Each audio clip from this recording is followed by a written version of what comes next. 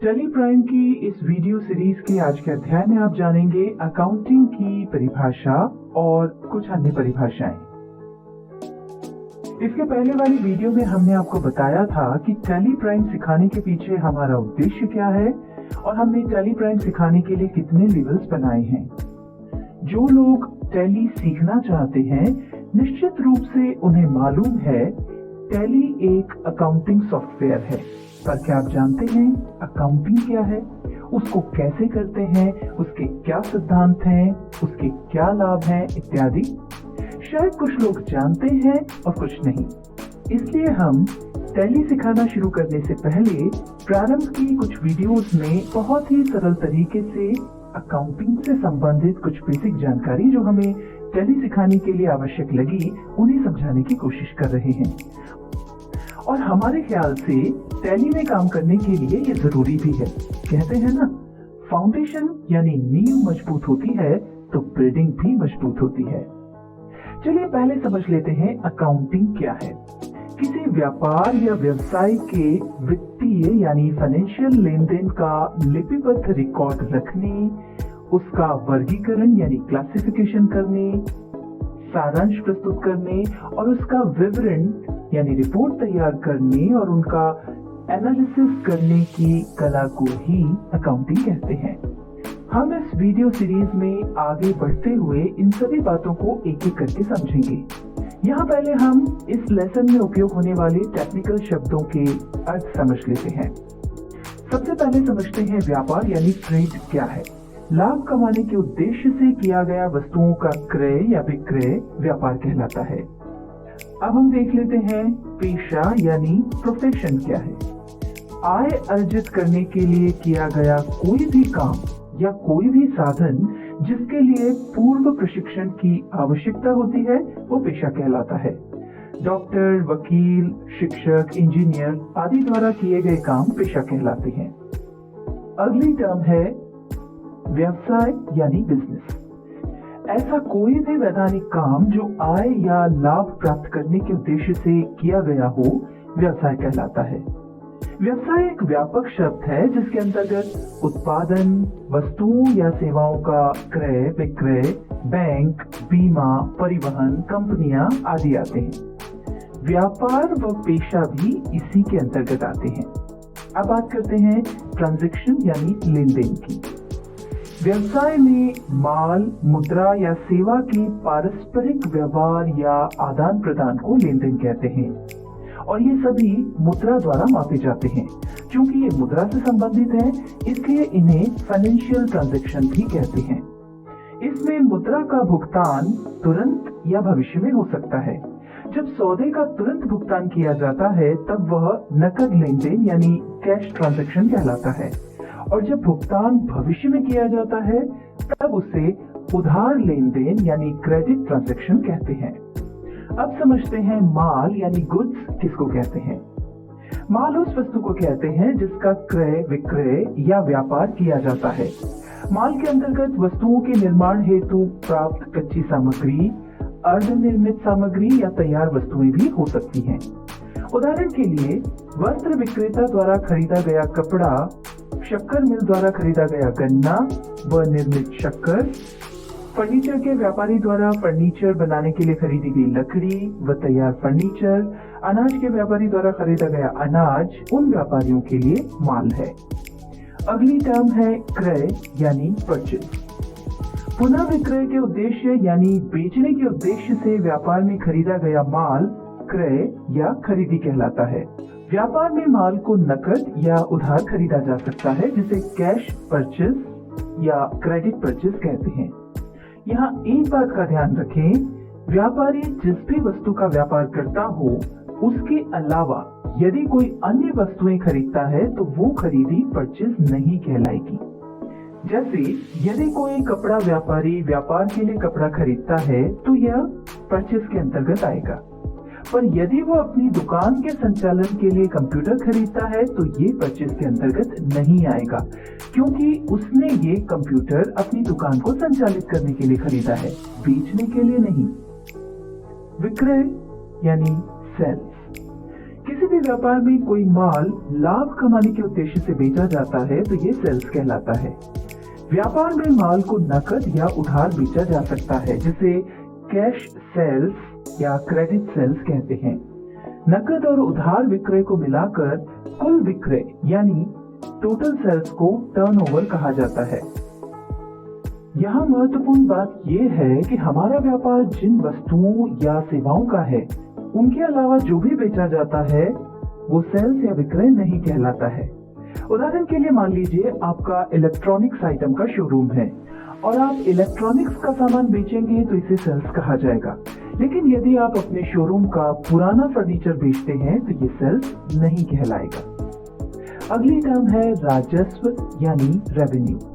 Revenue से आशय ऐसी राशि से है जो माल अथवा सेवाओं के विक्रय से नियमित रूप से प्राप्त होती है।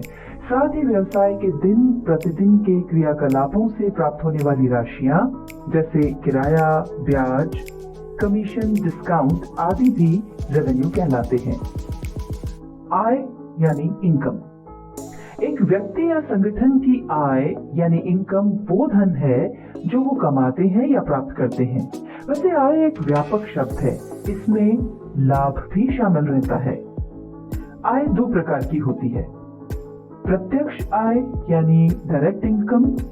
इसके अंतर्गत ऐसी सभी प्राप्तियां आती हैं जो हमारे मुख्य कार्य से प्राप्त होती हैं। जैसे व्यापार की स्थिति में यदि आप कुछ बेच रहे हैं तो उसका जो भी मूल्य प्राप्त हो रहा है वो डायरेक्ट इनकम में आएगा। मान लीजिए आपका मुख्य व्यापार कपड़े का है तो कपड़े की सेल्स से होने वाली प्राप्ति आपकी डायरेक्ट इनकम कहलाएगी। दूसरी तरह की आय होती है अप्रत्यक्ष आय यानी इनडायरेक्ट इनकम। मुख्य व्यवसाय के अलावा जो भी इनकम होती है वो अप्रत्यक्ष आय यानी इनडायरेक्ट इनकम कहलाती है। उदाहरण के तौर पर यदि आपका कपड़े का व्यापार है तो उससे प्राप्त होने वाली आय के अतिरिक्त जो भी आय होती है, जैसे आपने कुछ गोदाम किराए पर दिए हुए हैं तो उनका किराया, या फिर आपने कुछ रुपया बाजार में उधार दिया हुआ है तो उससे प्राप्त होने वाला ब्याज आपकी इनडायरेक्ट इनकम कहलाएंगे। अगली टर्म जो हम आपको समझाने जा रहे हैं वो है व्यय यानी एक्सपेंसेस। एक व्यक्ति या संगठन का व्यय यानी एक्सपेंसेस वो धन है जो हम अपने काम के दौरान कुछ करते हुए खर्च करते हैं। यह भी दो प्रकार का होता है। पहला है प्रत्यक्ष व्यय यानी डायरेक्ट एक्सपेंसेस। इसके अंतर्गत हमारे मुख्य कार्य से संबंधित जो भी सीधे खर्च होते हैं वे आते हैं। जैसे व्यापार की स्थिति में यदि आप बेचने के लिए कुछ खरीदते हैं या खरीदे हुए माल पर सीधे कोई खर्च करते हैं तो उस पर जो भी धन खर्च होता है वो प्रत्यक्ष व्यय यानी डायरेक्ट एक्सपेंसेस कहलाता है। उदाहरण के लिए आपका मुख्य व्यापार कपड़े का है तो आप जो कपड़ा खरीदते हैं उसका मूल्य, उसे अपनी गोडाउन या फैक्ट्री तक लाने के लिए जो गाड़ी भाड़ा देते हैं, यदि कपड़े पर कोई एम्ब्रॉयडरी करते हैं यानी कपड़े को बेचने योग्य बनाने के लिए जो भी खर्चा करते हैं, ये सब खर्चे आपके डायरेक्ट एक्सपेंसेस माने जाएंगे।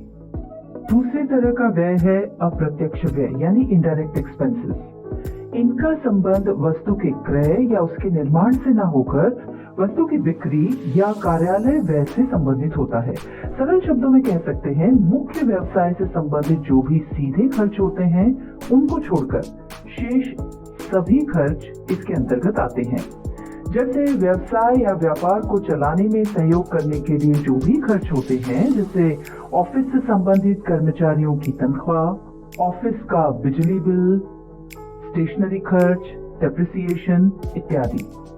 अगली टर्म है इंटरेस्ट यानी ब्याज। व्यापार में जब हम किसी से कर्ज लेते हैं या फिर किसी को लोन देते हैं तो उस लोन राशि के उपयोग के बदले में लोन देने वाले को एक निश्चित दर से प्रतिफल यानी कंसिडरेशन के रूप में कुछ राशि देनी पड़ती है, जिसे ब्याज कहते हैं। कई बार हम किसी सप्लायर से ज्यादा दिनों की उधारी पर माल खरीदते हैं तो उस लंबी अवधि के लिए भी हमको ब्याज देना पड़ सकता है।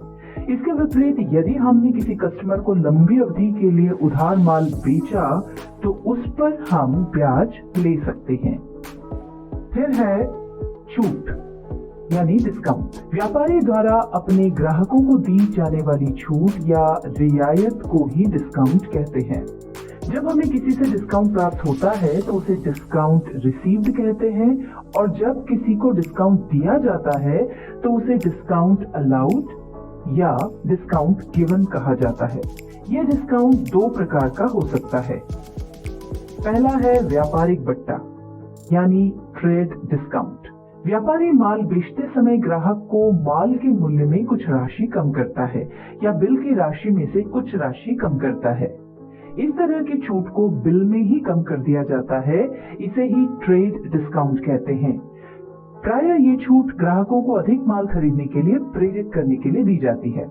दूसरा है नकद बट्टा यानी कैश डिस्काउंट। व्यापारिक चलन के अनुसार प्रत्येक ग्राहक को एक निश्चित अवधि में भुगतान करने की सुविधा प्रदान की जाती है। अगर ग्राहक निश्चित अवधि के पहले ही भुगतान कर दे तो उसे कुछ छूट दी जाती है, जिसे कैश डिस्काउंट यानी सीडी भी कहा जाता है। प्रायः यह डिस्काउंट प्रतिशत के रूप में दिया जाता है, जैसे 2% कैश डिस्काउंट या 3% कैश डिस्काउंट इत्यादि। कैश डिस्काउंट के लालच में ग्राहक शीघ्र भुगतान करने के लिए प्रोत्साहित होता है। अब आता है कमीशन। जब किसी व्यक्ति या संस्था को किसी का काम करने, जैसे कुछ खरीदने या बेचने में सहायता देने या अन्य कोई काम करने के प्रतिफल स्वरूप कुछ पारिश्रमिक मिलता है तो उसे कमीशन कहते हैं। कई बार विक्रेता अपने कर्मचारियों को सेल बढ़ाने के लिए प्रोत्साहित करने के लिए भी तनख्वाह के साथ इस तरह का कमीशन देता है। यह पारिश्रमिक साधारणतया निश्चित प्रतिशत से दिया जाता है, पर कभी कभी यह निश्चित राशि में भी दिया जा सकता है। अगली टर्म है सेवा यानी सर्विस। वर्तमान में सेवा का अर्थ बड़ा व्यापक हो गया है। अपने व्यवसाय में हम कई प्रकार की सेवाओं का उपयोग या उपभोग करते हैं, जैसे हम अपने कंप्यूटर सप्लायर से अपना कंप्यूटर सुधरवाते हैं या कंप्यूटर में कोई नया सॉफ्टवेयर इंस्टॉल करवाते हैं, तो ये उसके द्वारा दी गई सेवाएं हैं। इसी तरह मान लीजिए हमने किसी इलेक्ट्रीशियन से अपने यहाँ एसी ठीक करवाया, तो यह भी उसके द्वारा दी गई सर्विस ही है। ग्राहक यानी कस्टमर, हम जिसे माल बेचते हैं वो हमारा कस्टमर कहलाता है। विक्रेता यानी सप्लायर, हम जिससे माल खरीदते हैं उसे सप्लायर कहते हैं। इस वीडियो में आपने अकाउंटिंग की परिभाषा के साथ ही कुछ अन्य परिभाषाओं के बारे में जाना। इसके बाद वाली वीडियो में हम आपको बताएंगे कि डबल एंट्री सिस्टम क्या है और साथ ही कुछ अन्य परिभाषाएं।